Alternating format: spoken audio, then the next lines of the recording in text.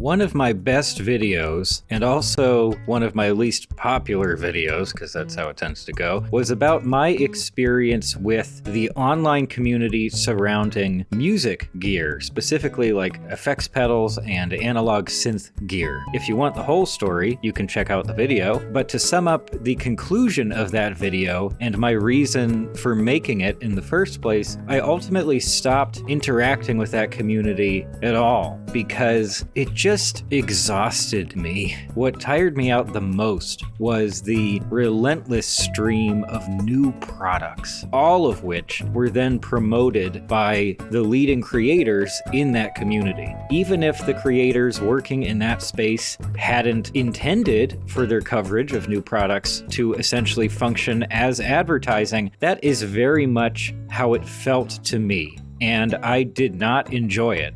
In fact, I really started to hate it. I would like to think that I'm not usually very susceptible to advertising, but because I was personally invested in that community and also personally invested in the process of making music, I felt enticed by just about every single piece of gear that I was introduced to, regardless of whether or not it would have been a good fit for me. And I know that I'm definitely not the only person who feels that way about the music gear community. In fact, the community has a term for this sensation: gear acquisition syndrome, or GAS.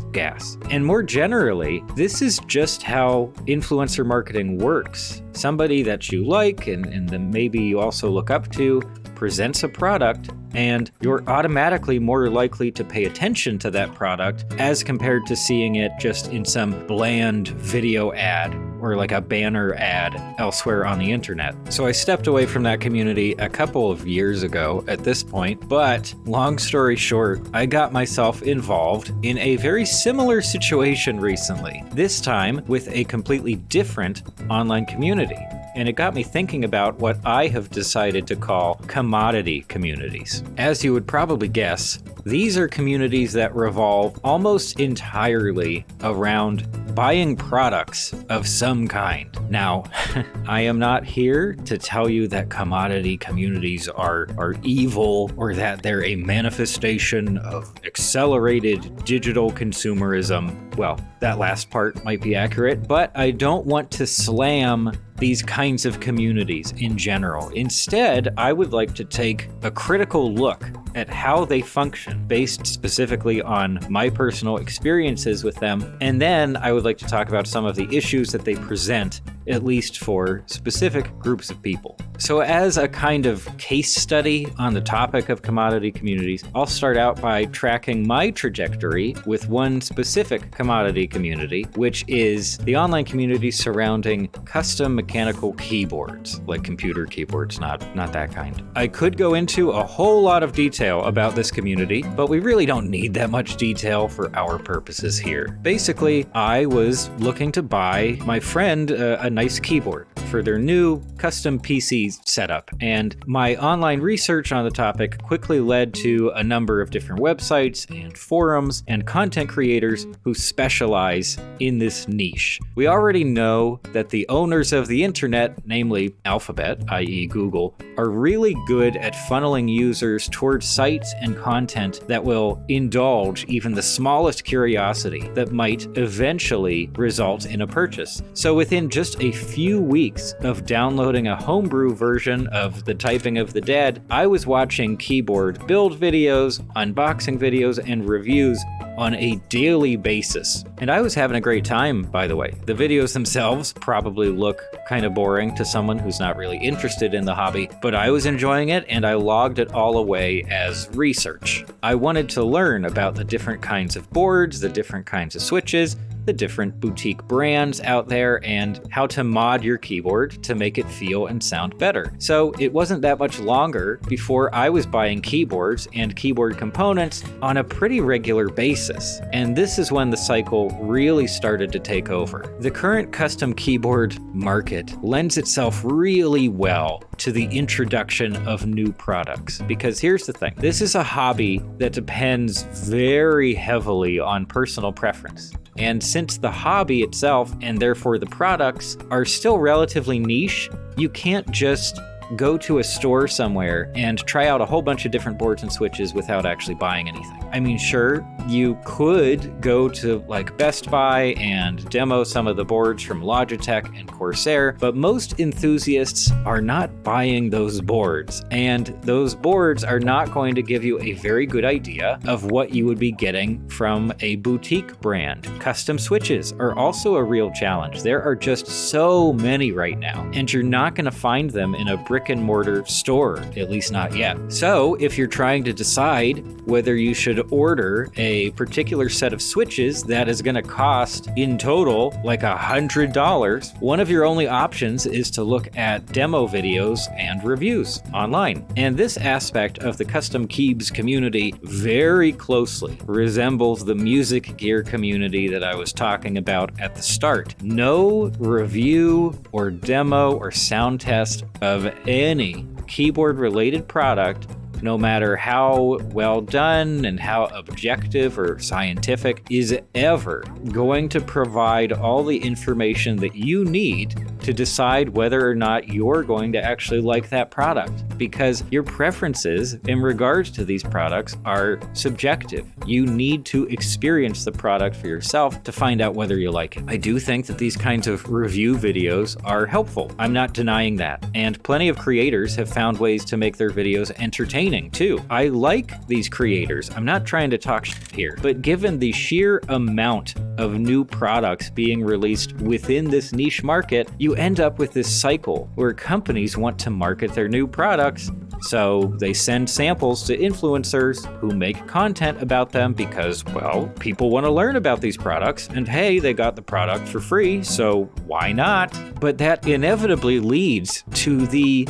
exhausting slew of de facto advertising that's technically not advertising, which is exactly what made me feel so exhausted when I was still engaging with the music gear community. And this is where we need to talk about the next phase of my experience. Everything I've been talking about so far could be described as the discovery phase. I was learning new stuff all the time. I was getting a sense for the community and starting to try things out for myself. And because everything was new, it was also just a lot of fun. But phase 2, at least for me, was a far less enjoyable part of the experience, because this was when I started to feel pressured to keep up. By this point, I already had a pretty good idea of what I liked, and I even owned 2 mechanical keyboards that I really enjoyed using. But do you remember that gear acquisition syndrome idea from earlier on? Well, here it was again, in full force. I was constantly being presented with yet another switch that seemed pretty cool, presented with yet another board that was slightly different from what I already had. And this is another area where certain aspects of this community fuel all of these feelings and pressures, completely unintentionally, by the way. So when it comes to boutique custom keyboards, progress has been rapid, to say the least. Within just a few months, a cool and useful new feature or design element might suddenly be announced for like 3 different boards from 3 different companies. In general, custom boutique boards are getting better all the time, and so it's very easy to feel enticed by the hot new thing, because it probably offers a lot in terms of value, at least if you really care about the finer design details. And this is an environment in which FOMO thrives. And something that fuels the FOMO even more is the way that high-end boards are funded and made available to buyers. The vast majority of the time, boutique boards are manufactured and sold exactly once in limited quantities. So if you don't get in on what's called a group buy, you may never have the opportunity to get your hands on that board for yourself, unless you want to buy like a pre-owned copy after the fact. But because these immediately become rare boards, you can expect to pay much, much more than the original asking price. And this is where we need to talk about the financial effects of investing yourself in a commodity community like this one. I'm going to try to prevent myself from generalizing here, but speaking just to my own spending habits, there are definitely times when I will consider making irresponsible, unnecessary purchases if there's enough internal and external pressure telling me to do so. FOMO is an example of internal pressure, though it is sparked by external factors. On the other hand, reviewers saying that like this is the best product they've reviewed in X amount of time is an example of external pressure. We already know that buying habits have a lot to do with an individual's psychological makeup, and research into predatory monetization tactics over in the video game industry have provided further information on this front, specifically bringing to light that people predisposed to substance abuse issues or people with various forms of neurodivergency are automatically more susceptible to many of the tactics currently being employed by sleazy developers to encourage players to spend money on things like microtransactions, in-game gambling, and season passes, with FOMO being one of the standout tactics. I don't think it's much of a jump to say that these vulnerabilities can potentially be applied to just about any purchase of any kind that results in a pleasure response. Now, is everybody on the planet susceptible to things like FOMO or influencer marketing? No, of course not. But when thinking critically about commodity communities, I also don't think it's helpful to just pretend that nobody is affected by these factors. I mean, heck, why do you think they're such popular tactics in the first place? So, how have all these different details and aspects and factors affected me and my enjoyment of this community? Oh boy. Well, at this point, let's see, I purchased one pre-built mechanical keyboard as well as a set of replacement switches that only work for that board. I bought a bare bones keyboard kit, and I've also purchased a total of, I think, 5 full sets of switches and I think 3 different sets of keycaps. That's on top of a key switch lubing set and 2 little jars of lube. It's a thing, you lube certain kinds of switches. Oh yeah, and I did participate in a group buy for a boutique board that cost, along with the very expensive shipping, more than $200. And keep in mind that that price does not include switches or keycaps. It's also not an assembled board, so you have to put everything together yourself. And since it's a group buy instead of just a standard purchase, that keyboard won't actually arrive for several months. And every step of the way, I have told myself, okay, this is the last thing I need, and then I'll be all set. It's the one more job and I'm out mentality. And so far, that has been false every single time. Either I have discovered that a product that I already ordered really isn't all that great, or I've immediately been tempted by something slightly different or slightly better, at least according to the community consensus. This process of buying and trying stuff could be viewed a few different ways. So from a very generous perspective, this is just the process of getting into a new hobby, and building custom keyboards just happens to be a very expensive hobby. Seems reasonable. From a less charitable perspective, this is just an irresponsible level of indulgence fueled by internal and external motivations, and it carries very real financial consequences. But one of my biggest issues with that first argument, saying that this is just how hobbies are, is that it really only applies to hobbies tied to commodity communities. There are all kinds of hobbies that either don't require any amount of purchasing or just very little purchasing. Getting into sports, for example, at least at the very casual level, that's pretty cheap. Or like digital art, it might require that you get yourself like a tablet or a touch display at some point, maybe some software, but then you're pretty much good to go. You don't need to constantly buy and upgrade your gear. But when you participate in a commodity community like this one, even if you're completely happy with your current keyboard setup, being a member of this community also means being presented almost constantly with opportunities to buy stuff. And I think this is what really defines a commodity community. That's not very easy to say, is it? If you have an idea for like a catchier name, please let me know. So now that we've observed a commodity community in action, why do these communities exist? Who are they for? And should we be concerned about the ways in which they operate? This is the speculative part of the video, so please don't take my comments as like definitive.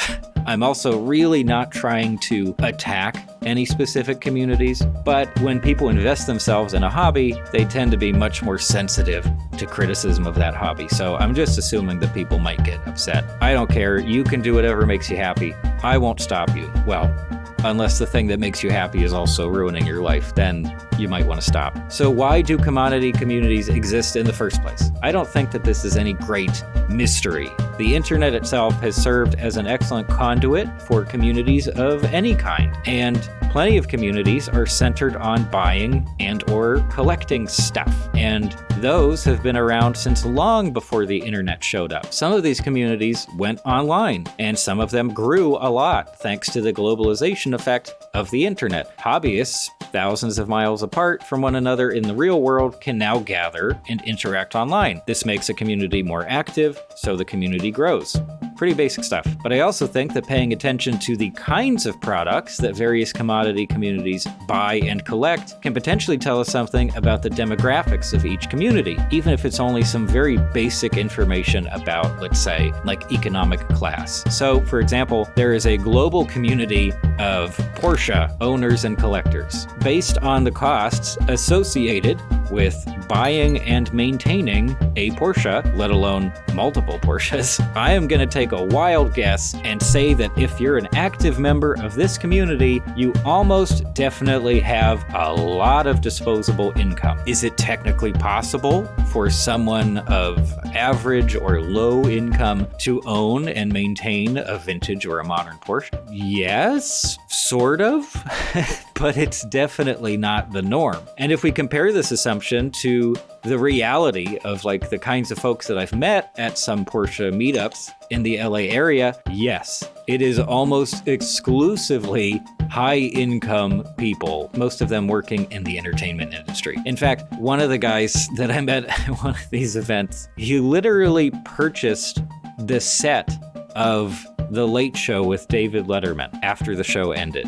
Like, he bought the set of a famous late-night talk show. That is how he has chosen to spend his money. I don't think that guy's earning 10 an hour down at the A&P. In contrast, something like video game collecting, let's say, is far more accessible for the most part, and as a result, the community surrounding video game collecting is likely much more diverse in terms of economic class, profession, and background. You don't need a ton of money to become a collector, but there is still that upper end of highly desirable and rare games that remain expensive and exclusive and carry a certain amount of status as a result. If we wanted to, we could even work out like a minimum buy-in for any given community to get an idea of its level of like financial accessibility. As for why people join and participate in commodity communities, well, that's a much bigger question. We may as well ask why people buy anything at all that isn't necessary for survival. That's just a massive topic, obviously, and I don't want to linger on it for too long,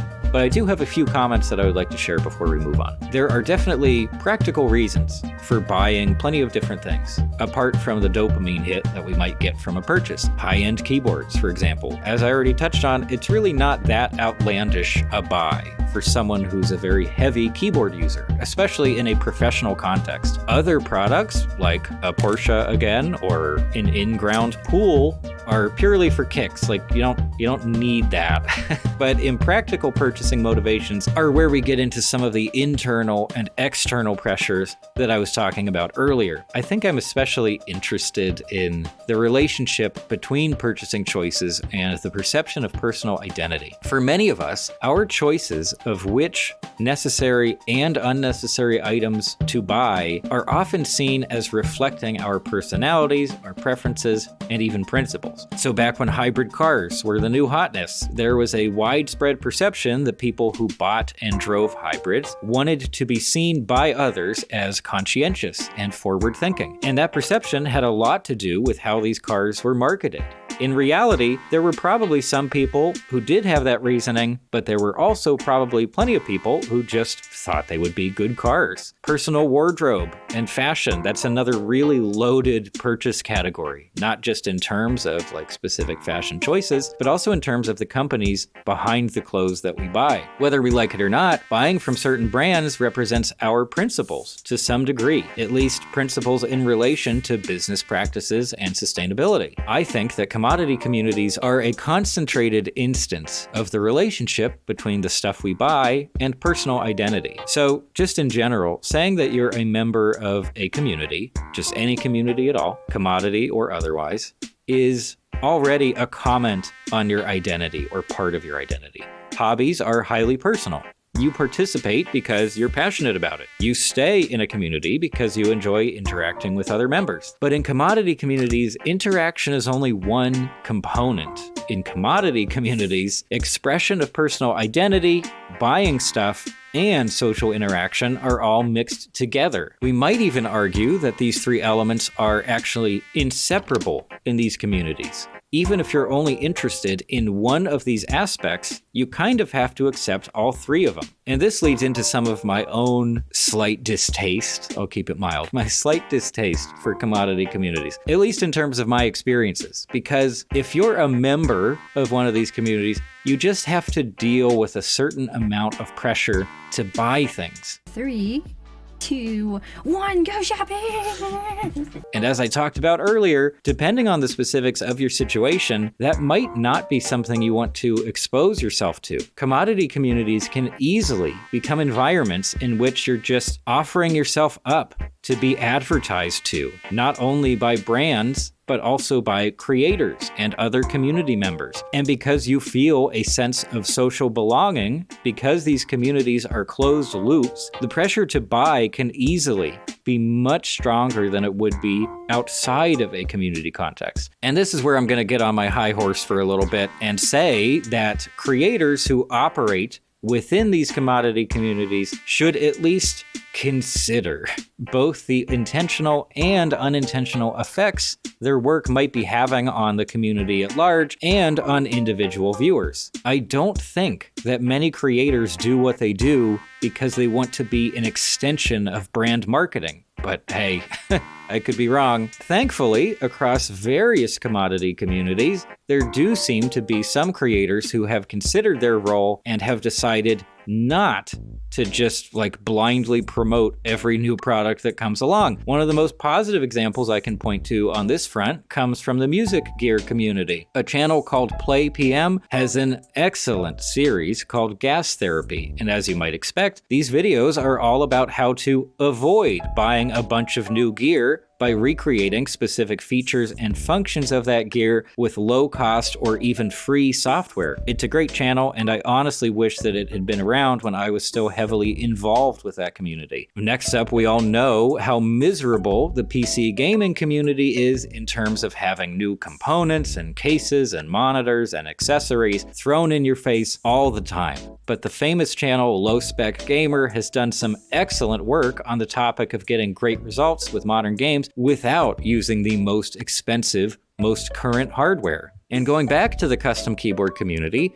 I'm very happy to mention that many of the creators in this space, in addition to showing off review units of new boards and switches and keycaps, have covered tons of different ways to upgrade like really cheapo boards. And I've also seen posts and videos about finally getting out of that cycle of buying and trying new stuff. Also, just the other day, I saw a video pop up whose title was something like, "This new board beats your endgame build." Like, really, man? Like, could you maybe not try to tease the endgame people and get them back into the cycle? Jesus Christ, I know that probably wasn't the intention, but no, maybe no. Despite some positive steps, commodity communities are still defined by an overwhelming flood of new products. And like I said at the start, I just find it exhausting in a very personal, individual way. For some, the commerce aspect of commodity communities is easy enough to shrug off. But for others, who can't afford to constantly be spending on their hobbies and have a hard time resisting the temptation, the norms of commodity communities represent a serious challenge.